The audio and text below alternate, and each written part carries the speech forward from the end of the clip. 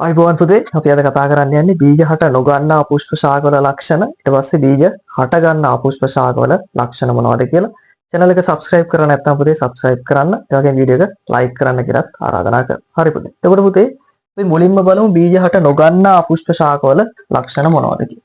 එතකොට මේ ව්‍යුහයේ සැලකුවොත් එහෙම මේ වගේ සත්‍ය පටක විභේදනයක් දක්නට ලැබෙන්නේ නැහැ පුතේ. සත්‍ය පටක විභේදනයක් නැහැ. පටක විභේදනයක් නැත. සත්‍ය පට විභේදනයක් නැත. හැබැයි පුතේ සමහර ශාකවල බීජ හට නොගන්නා සමහර අපුෂ්ප ශාකවල පටක විභේදනයක් තියෙනවා. සත්‍ය පටක විභේදනයක් ඇත. පටක විභේදනයක් ඇත. විභේදනයක් ඇත. ඊට පස්සේ පුතේ මේවා තලසාකාරයෙන් තමයි පවතින්නේ. තලසාකාරයෙන් පවතින. තලසාකාරව පවතින. තලසාකාරව පවතින. ඊට පස්සේ පුතේ සනාල පටක තියෙනවා. සනාල පටක දරයි. සනාල පටක දරයි. සනාල පටක දරයි. හරි පුතේ. සනාල පටක දරනවා. ඊට පස්සේ පුතේ අපි බලමු බීජ හට නොගන්නා අපුෂ්ප ශාකවල හැඩය. හැඩය ගත්තොත් පුතේ මේක තලසාකාර හැඩයකින් යුක්ත වෙනවා. තලසාකාර හැඩයකින් යුක්ත වෙනවා. තලසාකාර හැඩයකින් යුක්ත වෙනවා. ඊළඟ එක තමයි ඊතා කුඩා වර්ණාංග ලෙසත් පවතිනවා. ඊතා කුඩා වර්ණාංග ලෙස පවතිනවා. ඊතා කුඩා වර්ණාංග විදියට පවතිනවා. වර්ණාංග විදියට පවතිනවා. ඊපස්සේ පෝෂණය ගත්තොත් මේක ස්වයංපෝෂී පෝෂණයක් තමයි පෙන්නන්නේ. ස්වයංපෝෂී පෝෂණයක්. ස්වයංපෝෂී පෝෂණයක් පෙන්නනවා. ඊළඟට පුතේ බීජ හට නොගන්නා පුෂ්ප ශාකවල ප්‍රජනනය ගත්තොත් ප්‍රජනනය අලිංගික ප්‍රජනනයකුත් වෙනවා. අලිංගික ප්‍රජනනයක්. අලිංගික ප්‍රජනනය. ඒ වගේම පුතේ ලैंगिक ප්‍රජනනයකුත් වෙනවා. ලैंगिक ප්‍රජනනය. ලैंगिक ප්‍රජනනයකුත් වෙනවා. හරි. ඊළඟට පුතේ බීජ හට නොගන්නා පුෂ්ප ශාකවල ව්‍යාප්තිය සැලකුවොත් අපි ව්‍යාප්ත වෙලා තියෙන්නේ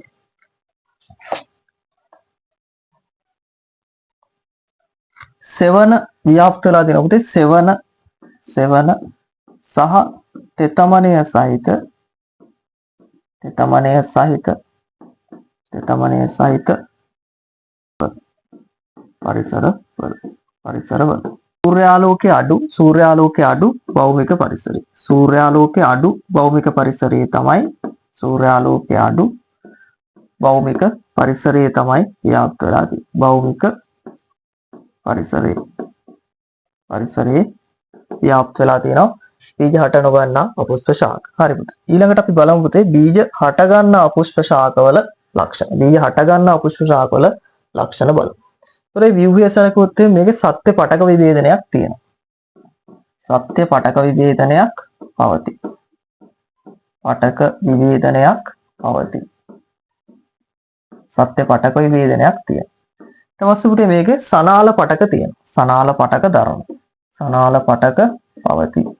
සනාල පටක දරයි. සනාල පටක දරයි. හරි පුතේ අපි ඊළඟට බලමු විශාල ශාක. මේකේ හැඩය විශාල ශාක වෙනවා පුතේ. විශාල ශාක. වගේ මේවා පඳුරු වශයෙන් තමයි තියෙන්නේ. පඳුරු වශයෙන් උත් තියෙන්න පුළුවන්. පඳුරු වශයෙන් පවතී. පඳුරු වශයෙන් පවතී. පඳුරු වශයෙන් පවතී. පෝෂණය ගත්තොත් පුතේ මේ විදිහම තමයි ස්වයංපෝෂී පෝෂණයක් තමයි තියෙන්නේ. ස්වයංපෝෂී පෝෂණයක්. ස්වයංපෝෂී. ඊළඟට පුතේ ප්‍රජනනය සැලකුවොත් අලිංගික ප්‍රජනනය වගේම ලैंगिक ප්‍රජනනයක් සිදු වෙනවා. අලිංගික ප්‍රජනනය ඒ වගේම ලैंगिक ප්‍රජනනය සිදු වෙනවා. අලිංගික ප්‍රජනනය සහ ලैंगिक ප්‍රජනනය සිදු වෙනවා. ලैंगिक ප්‍රජනනය සිදු වෙනවා. ලैंगिक ප්‍රජනනය සිදු වෙනවා. ඊළඟට පුතේ අපි ව්‍යාප්තිය සැලකුවොත් ව්‍යාප්තිය තියෙන්නේ භෞමික පරිසරවල තමයි බීජ හට ගන්නා පුෂ්ප ශාක දක්නට ලැබෙන්නේ. භෞමික පරිසරවල දක්නට ලැබෙනවා. හරි. එහෙනම් පුතේ අපි අද කතා කරේ බීජ හට නොගන්නා පුෂ්ප ශාකවල ලක්ෂණ. ඊට පස්සේ බීජ හට ගන්නා ශාකවල ලක්ෂණ තමයි අපි කතා කරේ. එහෙනම් පුතේ channel එක subscribe කරන්න. ඒ වගේම පුතේ අපේ 10 11 ශ්‍රේණි විද්‍යාව නොමිලේ සම්මන්ත්‍රණ මාලාව තියෙනවා. එම සිකුරාදා රැයටට පන්තියත් එක්ක සම්බන්ධ වෙන්න පුතේ WhatsApp message එකක් දෙන්න 077 359 66 65. එහෙනම් පුතේ අපි ලබන සතියේ හමු වෙමු. හැමෝටම ආයුබෝවන්.